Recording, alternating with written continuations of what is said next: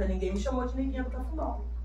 Então eu tive alguns privilégios, mesmo brincando no mesmo terreiro, comendo na mesma mesa.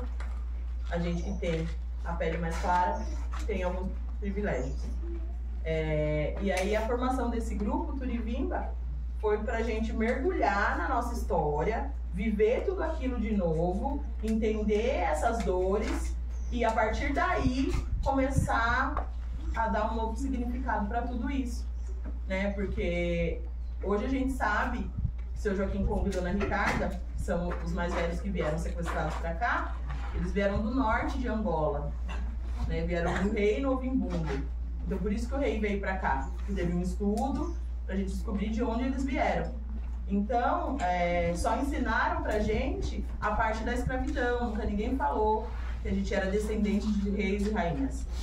Então, a partir da formação desse grupo, a gente começa a contar a história e entender que teve dor, sim, teve sofrimento, sim, teve sangue derramado, teve lágrima, mas não precisa ser assim, né? Então a gente achou esse desenho na capa de um livro, que pra ser bem sincera com vocês, eu não faço ideia do que tinha dentro do livro, não sei. Mas a gente usou esse desenho para trabalhar isso com as crianças. Porque essa divisão de pretos e brancos, ela acontecia naturalmente no contato com a cidade, quando eles precisavam ir para a escola. Então aqui é todo mundo da mesma família, todo mundo brincando junto. Então aqui é a sombra de uma criança, preta ou branca? Preta. Então, a gente quis trabalhar com a sombra exatamente porque através da sombra a gente não consegue saber se é uma criança preta ou branca. Sim. Né? E a gente estava trabalhando com as crianças e a gente queria ver a sombra delas. E o que eu preciso para ver a sombra? Luz.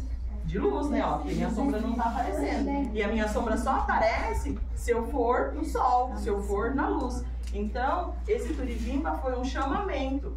Foi para chamar os jovens para fora, para lutar por direitos básicos, né? Direitos constitucionais. Por exemplo, acesso à escola.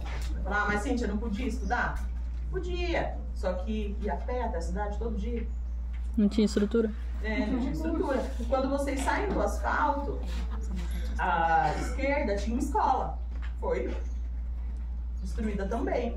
Então, a partir daí, a gente começa a se fortalecer como grupo, a entender a nossa história, a se curar dessas feridas e buscar os nossos direitos. Então, hoje o ônibus vira aqui, ó, enquanto tá todo mundo indo para a escola, né?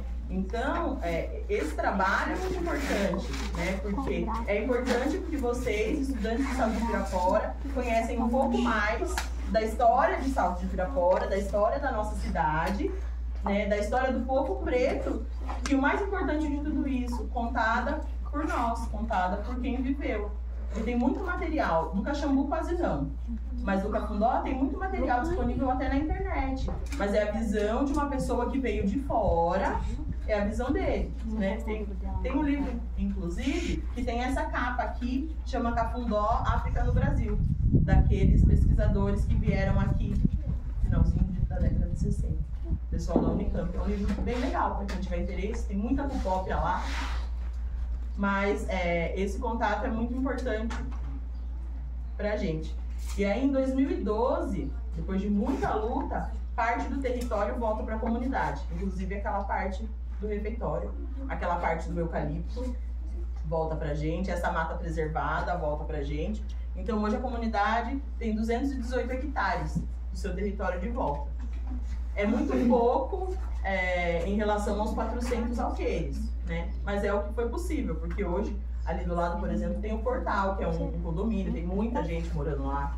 Então, a comunidade aceita essa parte de volta e aí começa a se entender e a produzir. Uma comunidade que sofreu por muitos anos com fome, hoje produz alimento de qualidade, comida sem veneno, alimentos orgânicos que chegam até a escola de vocês. Então, hoje, os produtos produzidos aqui pelo Alex, principalmente pelo Alex e pela família dele, é o que abastece as escolas da rede, a rede hospitalar.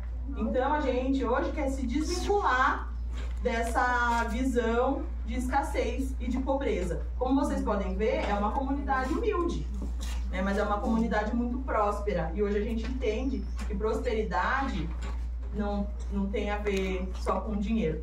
né? É uma comunidade pobre, mas é uma comunidade que empreende, é uma comunidade que trabalha, é uma comunidade que se apoderou da sua história. Então, e a gente agradece ao Grupo Turivimba por isso. O portal fazia parte do... Sim, do território, sim. E aquela parte que está o eucalipto, em 2012 já estava lá o eucalipto. Só que aí começa uma briga gigante, porque aquela área do eucalipto é avaliado em R$1,5 milhão. É muito dinheiro. E quem que vai querer? O empresário não vai abrir mão e falar, me enganei, não sabia que era de vocês, toma de volta o território. Claro que não. Então ele entra em 2013 na justiça com um processo contra a comunidade para falar que a nossa história era mentirosa. Então ele entra processando a comunidade e processando o Estado. Então, mais uma vez, a comunidade tem que receber os pesquisadores, porque a nossa história ela é passada através da oralidade. E isso não tem valor para o Estado, né? É um saber que não é valorizado. Não é valorizado. Então, a gente precisava da certificação de alguém que nunca pisou aqui para falar se era verdade ou se era mentira. Mas, graças a esses ensinamentos, os pesquisadores da Unicamp, eles falam que é impressionante essa riqueza de detalhe que a gente mantém. Porque através dos estudos dos antropólogos, de registro nas igrejas, porque esses materiais de batismo, de casamento, esses materiais ainda existem, esses certificados. Então eles estão na igreja. Então os antropólogos foram até a igreja, comprovaram tudo isso, os nossos mais velhos foram mostrando cada ponto e comprovou mais uma vez que a história é verdadeira. Aí a gente recebeu o pessoal do consulado de Angola para também